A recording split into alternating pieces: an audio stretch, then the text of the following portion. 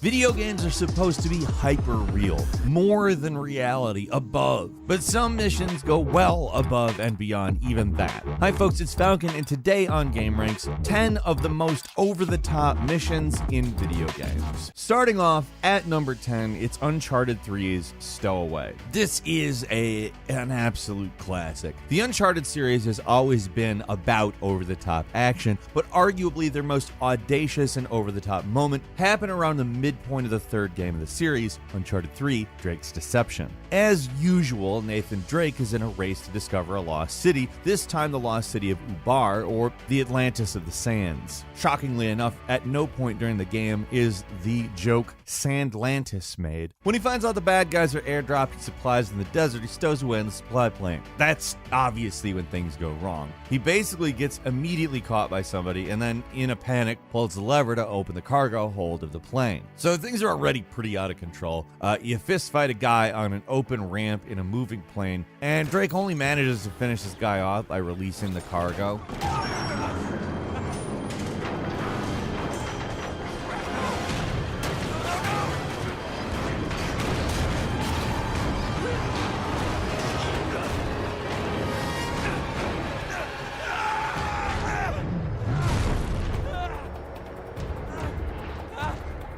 So he has to climb his way back into the plane, then gets into a shootout with the guards inside the hold while cargo's flying all over the place around him, which eventually sparks a raging fire. The whole thing is pure chaos, and it actually really only takes a few minutes to play out in real time, and it's probably one of the shortest missions in the entire series. The plane starts crashing, and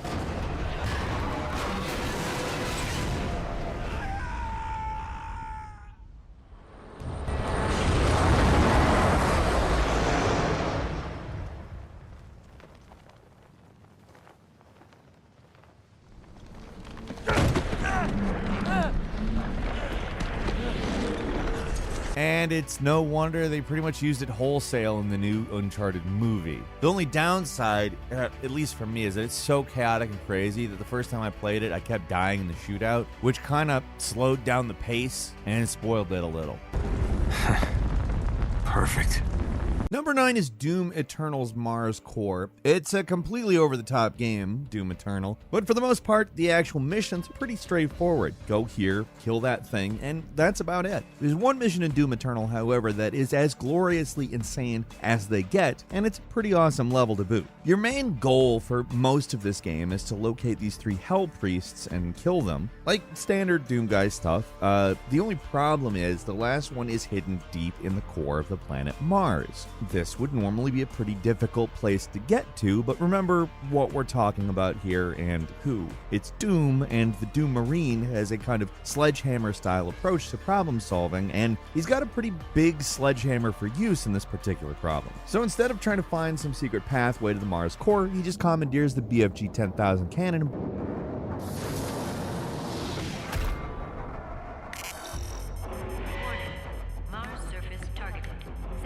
Would you like me to disable the safety protocols?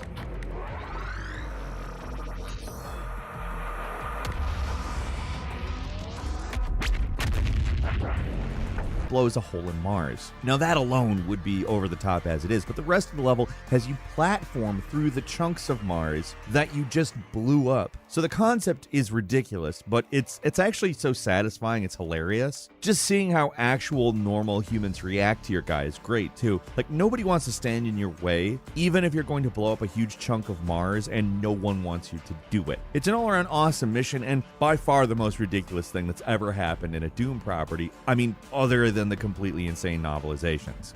And number 8 is Marvel's Spider-Man, Straw Meet Camel. That mission. Few games manage to merge open world elements and superhero spectacle as well as Marvel's Spider-Man, and this mission's like the perfect example of that. The whole thing starts out pretty simple. Some members of the Demon Gang are spotted near the Kingpin's property, so Spider-Man goes to investigate. After beating up some goons and checking around, one of Fisk's men says that the leader of the demons is about to get away on a helicopter, and things start to get wild. To stop it, Spidey webs a cargo container to the helicopter, but all he really manages to do is create a flying wrecking ball that rampages through the city. So as the helicopter tries to get away, the container just swings all over the place and smashes into like buildings and causes, well, a lot of damage and chaos.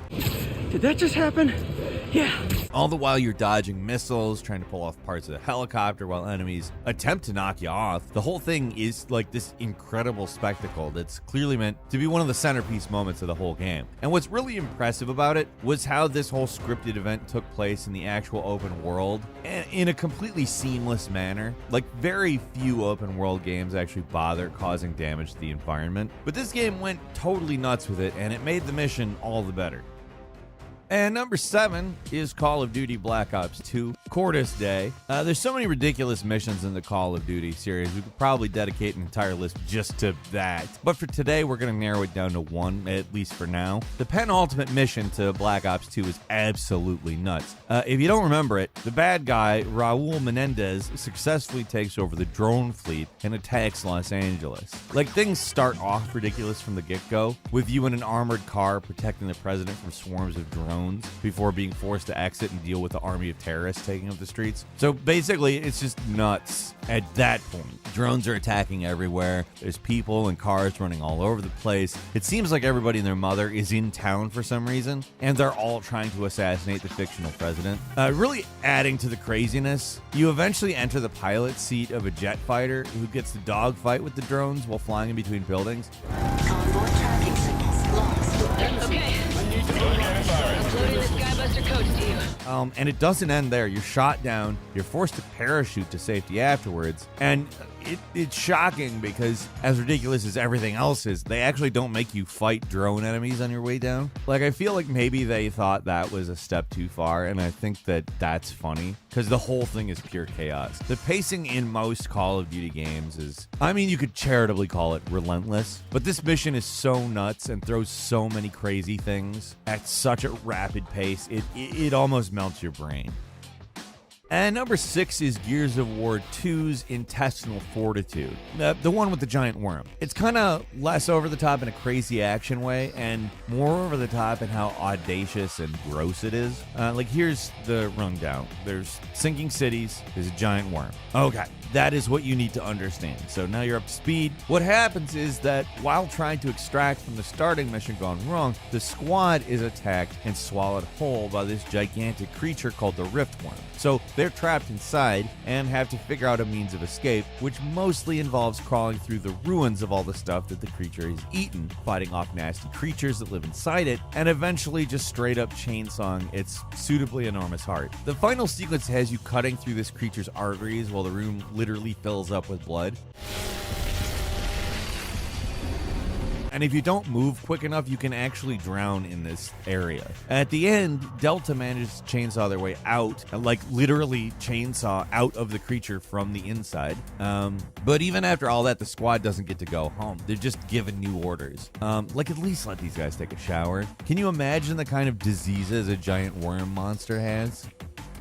And number 5 is Saints Row the Third's Stag Film, another series that it's literally about how over the top it can be. And once again, there's a ton to choose from here, but to be focused and narrow it down to probably the most insane moment I can think of is at the end of the third, completely out of nowhere, that the Stag unit you've been fighting throughout the game have a helicarrier, and now they're taking over the city with it. There's multiple reasons this is nuts. For one, you only see this ending if during the final regular mission, you decide to go after Killbane instead of rescuing Shaundi. In any normal game, choosing to go after your personal vendetta over the lives of your friends would lead you to the bad ending, but not here. For the rest of the game, Stag is shown to be high-tech, but they had like a standard carrier docked out in the harbor for most of the game. So this last-minute reveal is that they're actually the evil SHIELD, and it's totally wild, and leads to one of the best missions of the game, and just like, it's hard to explain how wild this gets, but to get up there, you commandeer a jet, fight off enemy planes, land on it, plant bombs on it, fight off the bad guy, Cyrus Temple, and after you basically figure everything out and defeat him and, complete the mission. Nice landing, Cyrus. Everything gets even more ridiculous, having the end of the game where your dude, the boss, declares Steelport a city-state, seceding from the USA. The fourth Saints Row game is in many ways even more over the top than this one, but just purely from all the stuff you do in it, this may be the most ridiculous mission in the entire franchise. And number 4 is Titanfall 2's The Ark. A lot of missions we're talking about today involve planes or flying, but that added element of danger of getting into combat while falling or flying makes a lot of these missions completely crazy. You can do this, Cooper.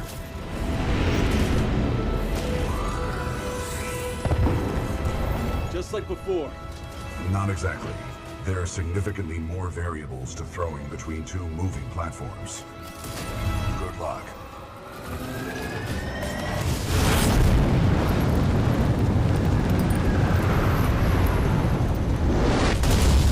The Ark, the penultimate mission of Titanfall 2, isn't the best mission, but is definitely the most wild, with you and your buddies assaulting an enemy's fleet mid-flight. So during this mission, you're jumping between ships, you're fighting off aircraft and soldiers on foot, and the whole thing is happening while you're rocketing through the air at Mach speed. This whole time, you and your allies are harassed by Viper, an ace pilot, which adds another layer of chaos to it. There's just so many truly crazy moments in this mission.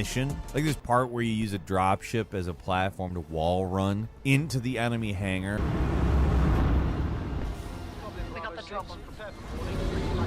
Or this part where you get in a free fall fist fight with Viper before exposing his cockpit and shooting him in the head. It's crazy. It's all around nuts. And it's weird that it's well paced as well, but it is. And it's also incredibly entertaining. So really a great example of what we're talking about here.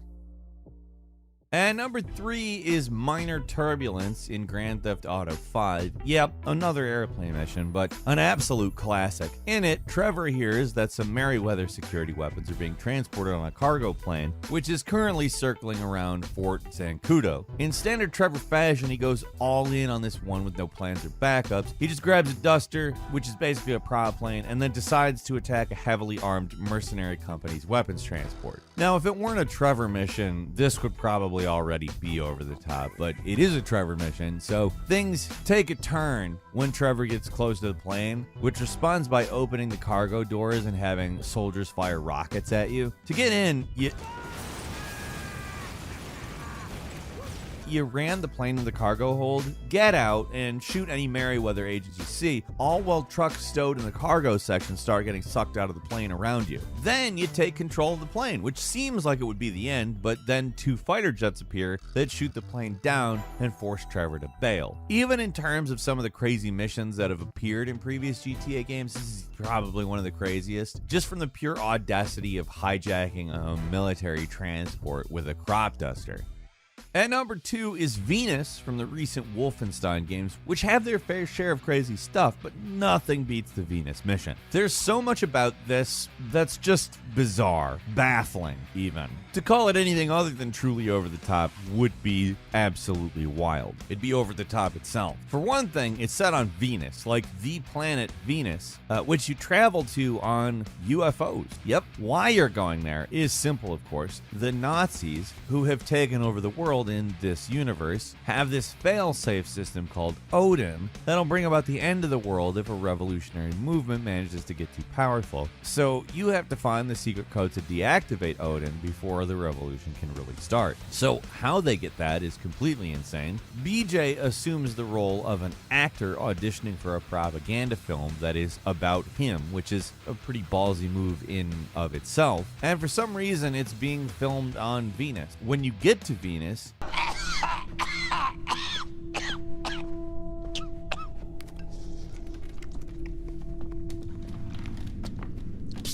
Elena.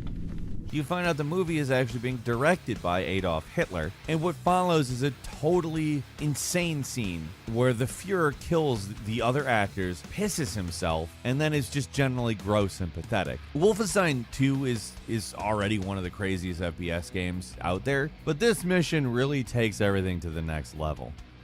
And finally, at number 1, Guardians of the Galaxy's Into the Fire. This is a very recent one, but Guardians of the Galaxy may just have one of the most gloriously ridiculous final missions in any game we've ever seen. Like, it really is something to see. At the end of the game, you and your team have to take on the Universal Church of Truth's massive temple ship, but you've got some help. An army of monsters led by Lady Hellbender, who attack the fleet, guarding the place with swarms of bizarre space creatures, while she rides around on a space Space Dragon. This is all, at very least, incredibly metal, but it does get wilder. You get saved by a giant space head piloted by a talking dog, and then get sucked into the vacuum of space, and then you have to ruin a little girl's birthday plans, which, yes, is actually something that happens after you get sucked into the vacuum of space. Like, you even smash a cake. The whole ending of Guardians of the Galaxy is a lot to take in, but it is a fantastic climax to a surprisingly good game. There are so many great and crazy missions out there that we're really only scratching the surface with this list, so if we're missing any of your favorites, consider this list a part 1 and click the like button. Of course, leave us a comment with feedback or missions you're interested in hearing us include in a future list. And if you're not subscribed, now's a great time to do so. We upload brand new videos every day of the week. Best way to see them first is, of course, a subscription, so click subscribe. Don't forget to enable all notifications, and as always, we thank you very much for watching this video. I'm Falcon. You can follow me on Twitter at Falcon the Hero. We'll see you next time right here on Gaming Links.